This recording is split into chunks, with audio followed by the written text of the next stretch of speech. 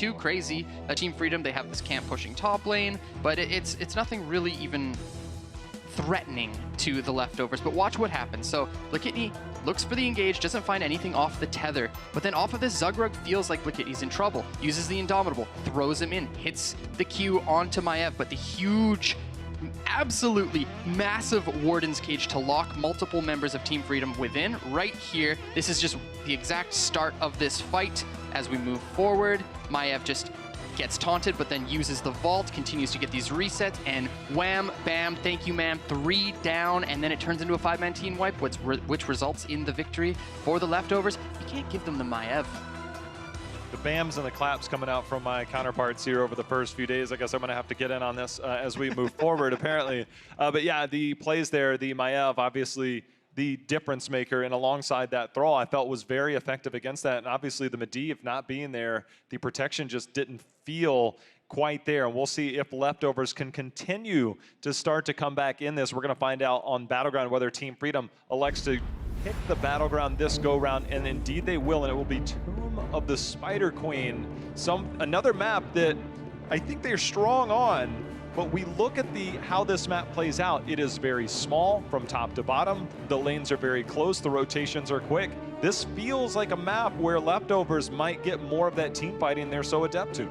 I think both of these teams can come away with what they're looking for in terms of how they approach this Battleground and strategy. One of the things that really concerned me for Team Freedom is I'm not sure if it was the leftovers plan, but anytime Team Freedom were separated from each other, they got conquered. So if we see instances where Mopsteel is able to find these engagements and split the front line from the back or just divert the attention to Team Freedom, they'll continue to lose heroes in earlier portions of the team fight, and on a snowball-y Battleground like this, that could be trouble.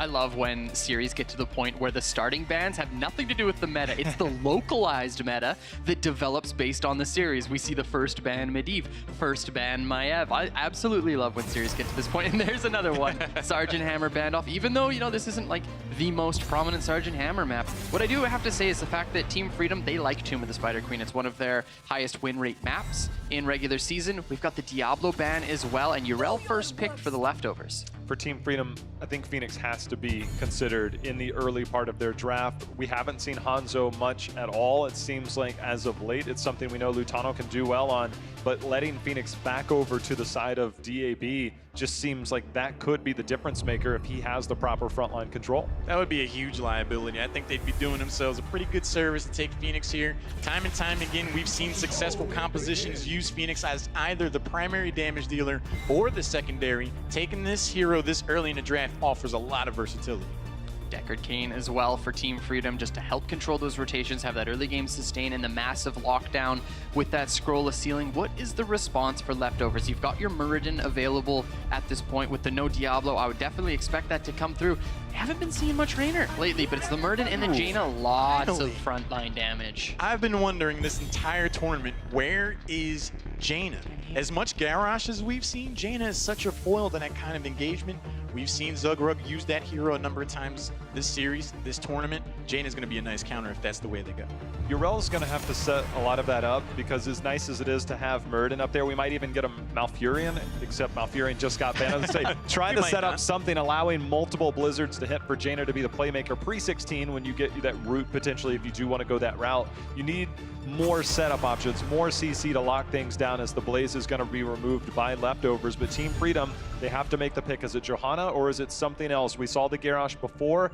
It seems likely that you can get those picks, but will they have the follow-up damage behind it to make those impactful? I think if they go for Garrosh, we're gonna be talking about Game 5. You throw someone out of position, Muradin's gonna dwarf toss after it, Yrel's gonna jump also, Johanna's gonna be the get out of jail free card, and as I say that, they lock in the Garrosh, and if I'm a fortune teller, we're not done with this series. We haven't seen much of him, but he's coming through here for Team Freedom. Big playmaking hero. Jaina, obviously an immobile backline hero, and before she gets ice block, she's definitely susceptible to the dive capabilities of the Genji. What I want to think about here, these last picks, you've got Jaina, you got Muradin, you got the lockdown.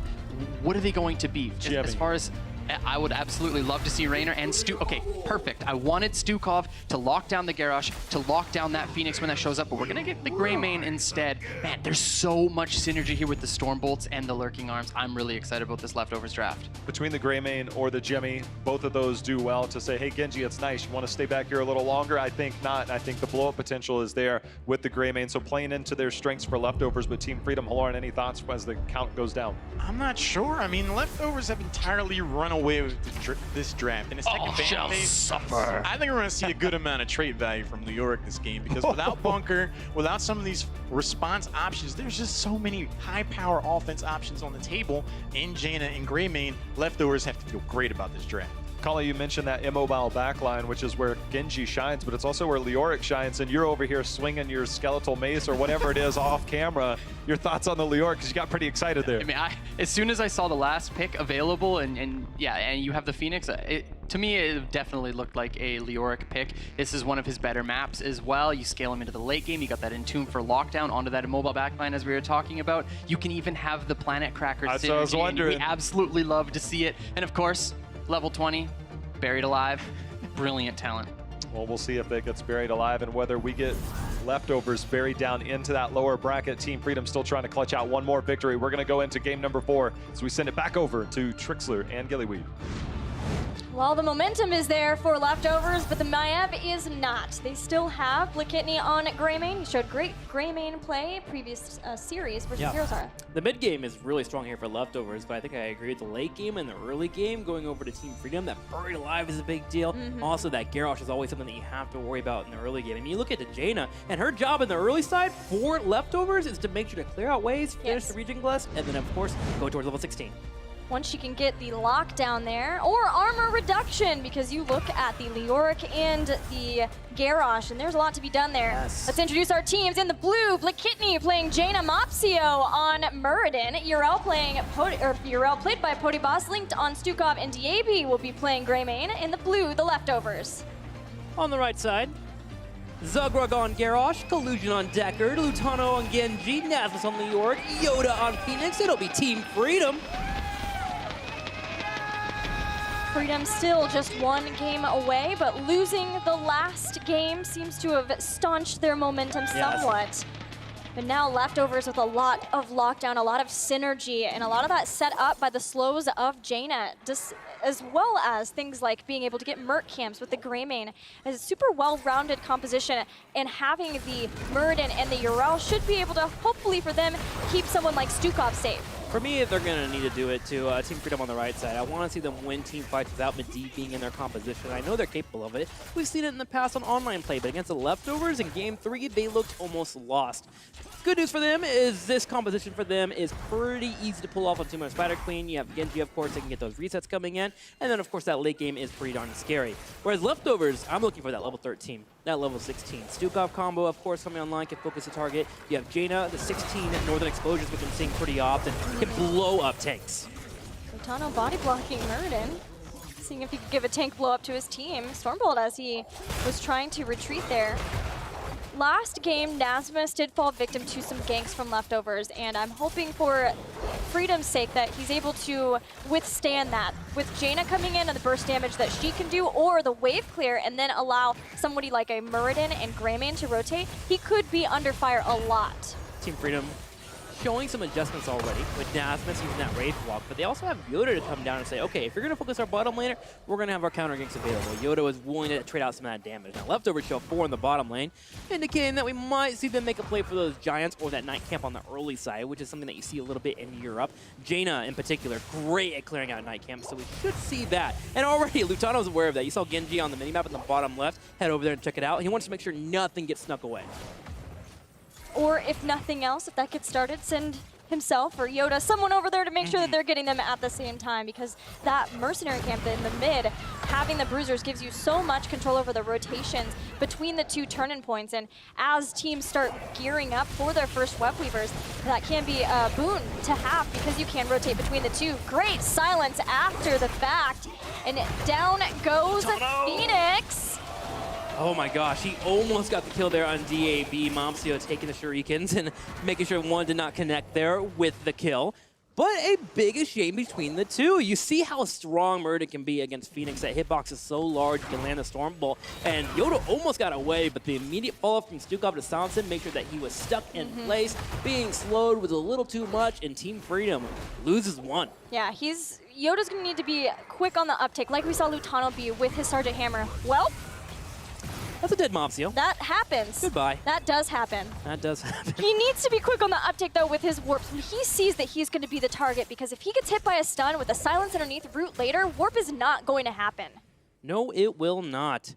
That'll be something that he'll have to worry about later on, and maybe even here in the early game as you see a kill already coming in from them, especially after level 7. Whenever you have that, give him the axe come online at level 7 for Murden. Suddenly more damage is coming in. Murden by himself with a Storm Bolt, with the perfect Storm finishing up after he gets a few stacks, and a couple of auto attacks can shred your shield. If you have any additional damage come in, like a Greymane with Go for the Throat later on, that is a dead Phoenix at all times, and that will be the primary focus for the leftovers. Team Freedom on their side, they have protection though. Level 4 comes online for Decker Kane, so he has a shield available to make sure that Yoda can get away from the fight. Yes, and another saving grace for Freedom into the fray at 7 with Garrosh too. So if the continued focus for leftovers seems to be to bypass that Garrosh and go straight for a Phoenix, as long as they have into the fray, even if there's a slow or anything like that on Garrosh, he can Indomitable and use the into the fray to get Phoenix out of the tough spot. Now, with Momsio dying in the middle lane, they actually lost some gems, so Team Freedom is ahead in the gem exchange. In fact, they've got a turn-in. 40 already dropped off, and they have the additional 10, looking to get level 7, and leftovers realize, okay, they're trying to go for a turn-in here, and they're watching the turn-in points as much as they can. Nasmus goes for it. Will he be able to get it? No. DAB shows up just in time to stop him from doing so. He has a big bulk having those 12. Nobody's stepping back from Team Freedom yet to get those bruisers, which have already been cleared out from leftovers. But may see them try to do that. Not now, though, likely, because the leftovers are also could have tried to get the turn-in. So instead, Team Freedom will get the first turn-in of the game. Now we'll see how much they can do with it. Oh, sadly, no Night Can't coming in for leftovers to help up the defense. They will lose some turrets here. Shouldn't use a loser for it. You have pretty good wave clear between Jaina, Stukov, and Greymane. Team Freedom will look to push the issue, obviously, and get as much as they can. But this gives you a little bit of experience jump. Might get up to level 8, 8.5, but leftovers have their own answer back afterwards if they get the turn-in. The second turn-in is usually the deadly one. Zugrug goes in for Momsio, gets a nice little toss, and Momsio hops out. Later on, if he can have taunt there, might be enough to get the kill. Silence is insane, as Lutano takes a heap of damage before he can get out, use deflect. Still putting in the harassment toward Mopsio, is going to force him all the way up. Nasmus staying in the bottom, and Potiboss doing what he can to defend versus this Web Weaver. This is going to jump Freedom back up in damage. Another combo, this time on DAB, but zoning Silence so that he can get back.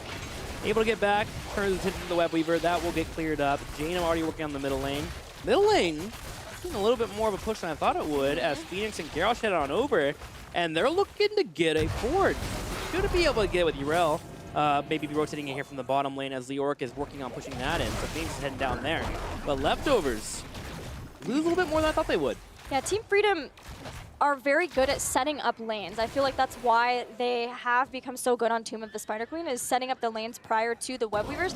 Leftovers were doing their best to mitigate that, but still having the split push and having heroes like Phoenix who can warp out from that, and then just keeping up the push in multiple lanes got them quite a lot. But it's not a lot that they are super close to 10 where they can try to stave off. Not without a fight. Leftovers are more than happy to take that fight because they want to get the stop and they want to get Web Weavers, and they will do so. They get the Web Weavers, but they need to get away now. DAB is getting low on health. The Blizzards drop down. Nasmus goes for the chase. He gets the last auto attack. Potiboss tries to turn around and get his own damage out. But Team Freedom able to secure a kill, and it comes at a great time. They're about to hit level 10, which will make their defense against the Web Weavers coming in from leftovers easier to defend. Yeah, that's Greymane. That's the person that does a ton of siege damage once he gets into Worgen form on the towers. And with that, and with 10 so close for Freedom, it's basically a free clear. Leftovers were hasty. They knew that if they had to deal with a double turn-in phase with the heroic abilities too, it was worst case scenario. So they did get those in, but now things are falling apart for them as Team Freedom get another kill as X-Strike blows up Jaina. Potiboss is able to grab the gem though. Oh no, Stukov caught in the middle as Team Freedom are just bringing the kills in. 4-1 so far, still having 10, and they stop the waves from pushing in. Top lane gets some damage on that top right corner, but nothing too hasty. But this was expected. We thought Team Freedom would have a strong early game. You have the Garrosh throws, you have the ability for Genji to go in for those resets. Leftovers are about to hit 10 themselves, and that's when this composition comes online. Definitely the most unfortunate thing is the loss of gems, both in the turn-in that really just didn't do much of anything, and in the gems that were lost off of that last kill. But Leftovers aren't out of it yet, not by a long shot. No forts have gone down, though Team Freedom, if they can get web weavers and if they can get a strong push in multiple lanes, with so many forts low, they can look to try to get a bunch of them with one sweeping strike. Look at this though, Ring of Frost. Were you expecting this? Were you expecting Water Elemental, which is often what we see versus Garrosh? In North America, yeah, we do see a lot of Water Elemental, but we've been having more and more Ring of Frost. We've had it for now almost the entire first phase, phase 1, and then phase 2. We've had double between the two of them. Okay. But the Ring of Frost is really easy to follow up on top of a Stukov route or Murden Stormbolt. The idea is you blow up one target, if you can catch more, great. And with you moving into this Q build that's coming online from Jaina, it's very easy to hit multiple melees. Phoenix, although he is a range, he's usually a melee range too, so you get that extra Pierce coming in there to bring in the damage, and we're looking for Leftovers to blow up a target. Well, we'll see if Team Freedom can use things like X-Strike, like Wraithwalk, the Warp, Indomitable to avoid those, and of course into the fray, which hasn't been forced too much so far in this game. As since Team Freedom got their web weavers, they have had control of this game. 46 gems though turned in, more so for the Leftovers than Team Freedom. Freedom trying to play this patiently, knowing that they are the ones with a level lead. And the level 1 quest done for Jaina, giving her a little bit more damage, and of course that regen. Zugrug going for a toss from Mopsio, but Mopsio has different plans here. He's looking for Yoda. He lands a Stormbolt. Pokeballs also came down. Here's the silence, but Yoda sneaks out thanks to collusion and to stay a while and listen. It was excellently done because Zugrug was zoned away. Ring of Frost does not hit anybody, and this may be the key for Team Freedom to get back in. Indomitable, Garrosh is being poked down slowly but surely. Blakitney with that Jaina, but potions over the wall will keep him alive. Keep them alive, but Leftovers have to back up. They missed that Ring of Frost, they missed that blow-up potential, and now they have to deal with the Web Weavers that are coming in from Team Freedom. And Team Freedom, the story of this game is every time they've grabbed Web Weavers, they're about to hit a talent advantage. And the same holds true here. They're about to hit level 13, and they have forts to take down. Continuing to put the pressure onto the members of Leftovers, though, Herodric Cube keeps the slow going on Mopsio. We have Warlord's Challenge till 20 seconds out. With X-Strike, Lutano backs out. Leftovers are keeping the defense going in this top lane, but at the cost of the mid and the bottom. With a free push of those Web Weavers from Team Freedom, now they get 13. Now the Entomb hits. DAB tries to jump in, but is blown up by Freedom. Massive Entomb there, right in the middle of the disengage happening for DAB. He got locked into a corner, and Mopsio gets locked down too. Big taunt coming out, and Team Freedom will take 2. So they get 2 forts, and they're looking for a 3rd fort. They are jumping up in experience. Yeah, awesome by them that they knew they could hang around, they could force Leftovers to stay in this top. This top lane is so crucial on Tomb because it's the boss lane, and have the slow push of the Web Weavers on their own because those forts were already so low. A triple fort play now made stronger as Team Freedom head to the boss. Leftovers are hurting. They're about to hit level 13. Big power spike for both Murden and Stukov. That should help them out. Also, Icy Veins coming online for Jaina will allow her to siege away and add on to those damage numbers. But Team Freedom, they don't want to stop the steamroll here. They grab a boss as well to push on the top. A lot of times when you know your opponents are very likely to go to boss, you get into positions so that you can quickly turn in. But without 13 here, Leftovers cautious approaching this game, knowing that this is the possible last game of the series. If they lose this one, they're dropping down to the lower bracket. So they send out Jaina to pick up the Giants at the bottom. A couple of Team Freedom are around here to harass. They know someone else had to be there because they got the Giants. But Jaina makes it out okay. Her thing back. 2-level lead for Team Freedom as Leftovers clear out the boss. I like that you bring up being cautious, but caution can only bring you so far, especially when you don't have as many gems available for your turn-ins.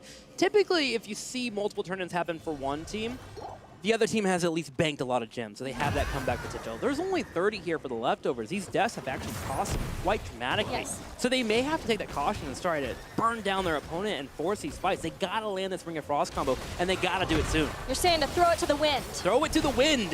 As Zugrub pops the Indomitable, pulls away. Yoda steps up, gets some damage in. Leftovers are trying desperately to get this turn in, but Team Freedom is on the cusp of level 16. If they get that turn in, 16 would be here for Freedom, and it may be another fight that they walk away a win.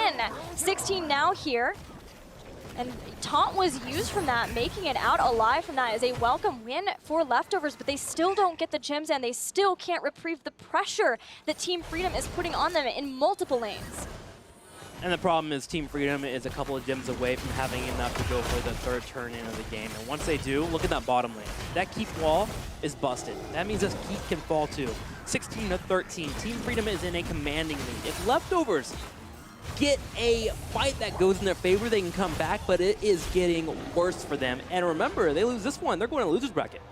This is the one point on Tomb of the Spider Queen that sometimes I worry about Team Freedom. Will they push their advantage? It can be scary trying to threaten keeps against things like the Urel to throw you in, Ring of Frost 2, and of course the silences from Stukov. They need to do that though. They've used the gems. Stormbolt hits. Nazmus in a whole lot of trouble. Stands inside the Ring of Frost, but he's taken so much damage. He dies anyway. Leftovers are bringing the fight to Team Freedom. 16 be darned. Miles is about to have another Stormbolt. He jumps in. He's looking at Collusion. Can he land it? He does. DAB goes in afterwards. Go for the damage. Salvo comes out as DAB tries to get back, but Deca King will still fall. Big X-Strike coming out from Latano, but will it be enough?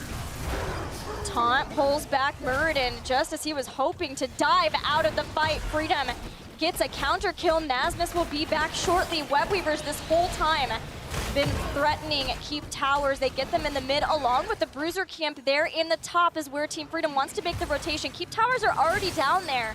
The Leftovers are hoping to clear it out before Freedom can mobilize in this top lane. Remember, there are still people down. There's no support, but they find a combo. They execute DAB. Zugrug finds a combo, tosses them back, and now it's a 35-second death timer for the Wolf to be back, and that gives Team Freedom the time necessary to put some damage on this keep in the top lane. And in the bottom, we have a Webweaver already sieging upon that keep. Team Freedom is okay with having two keeps that are bruised and battered, but if they can get more, they would love to push for it. Well, they see Jaina there. Decker Kane starting to come up. Boss comes in again, thrown back, doing what they can to keep this Hammer squad off of Yoda, who wants to keep the damage going. Lutano too with the poke. They don't get this keep. Leftovers save their keep. There is no catapult pressure.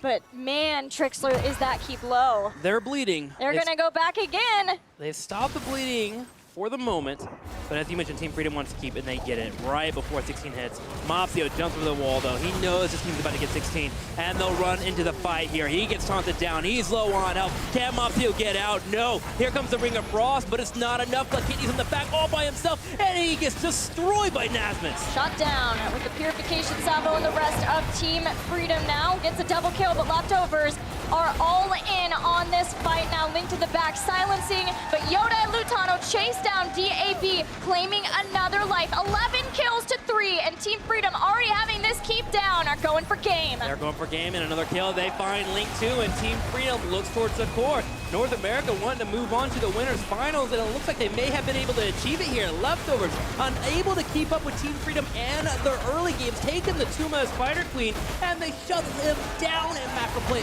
Multiple Webweaver turn-ins. Team Freedom has done it. They win 3-1. And after 2 series defeating Europe on Tomb of the Spider Queen, Team Freedom have proven that they too can play this map just as dominantly. Well done.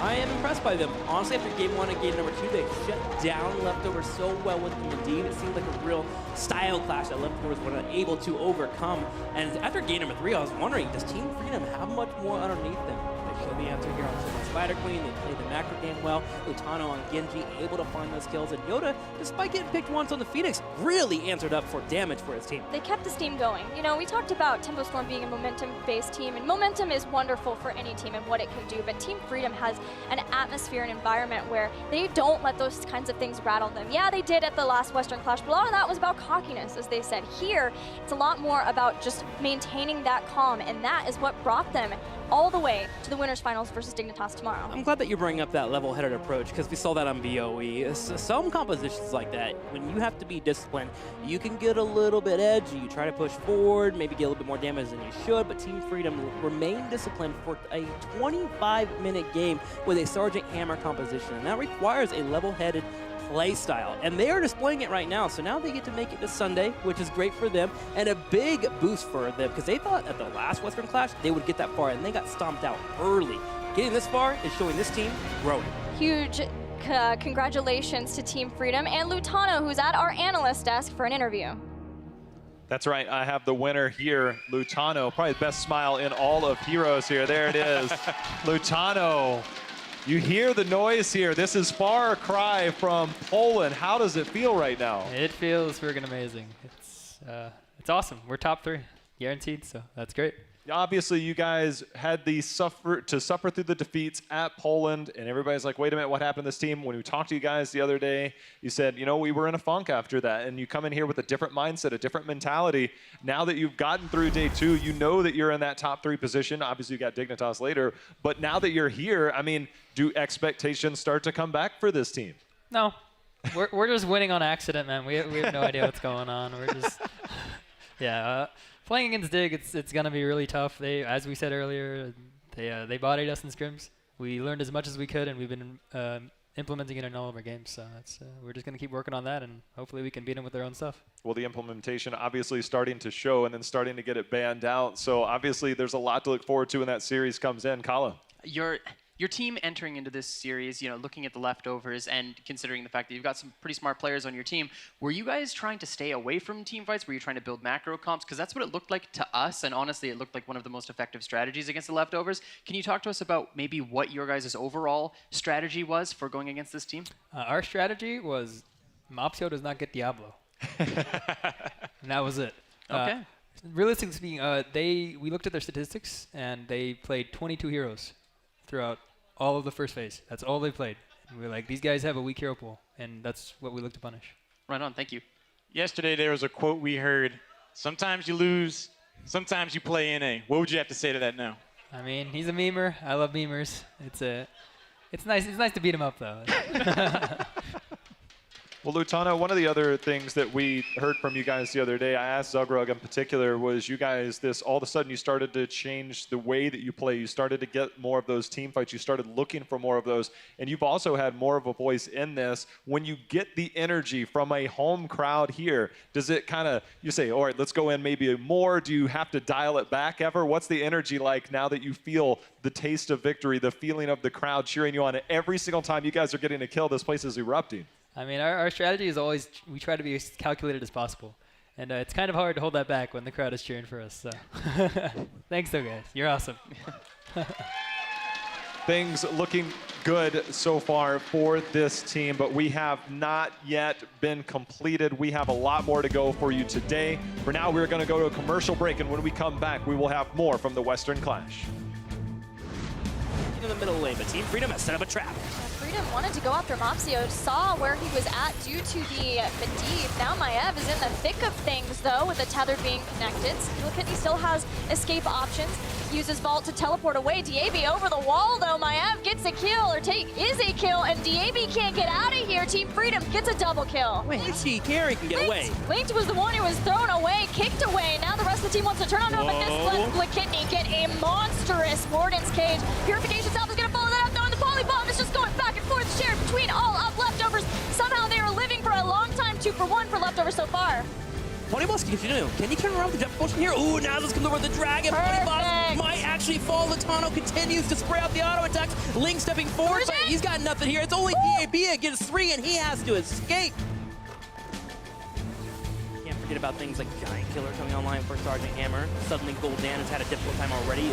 Garrosh is still an issue. Big fight happening here in top left corner. Earthquake and Bunker being used. Salvo too. As now this jumps in. Leyland went in. The salvo starting to pepper in the damage with that taunt. Now Muradin gets the heal back up from the Ancestral. Thought that might be scary with that. Lutano's positioning is enough that they get that first kill on Phoenix. They're looking for more. The double stun, the jump on top from Nasmus. Chasing down Mopsio on the right. Chasing down another person on the left. Linked now in danger as he's thrown into the wall. Dodges the Storm Ball, but it will be all for naught.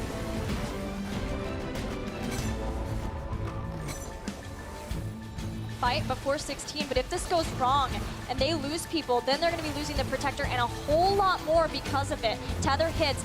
Team Freedom split apart now. It hits a taunt, but Zugrug in a lot of danger, dives into the bunker, comes out and dies to Phoenix. Mopsio is catching the attention of the back line. That leaves the leftovers to focus on the front line.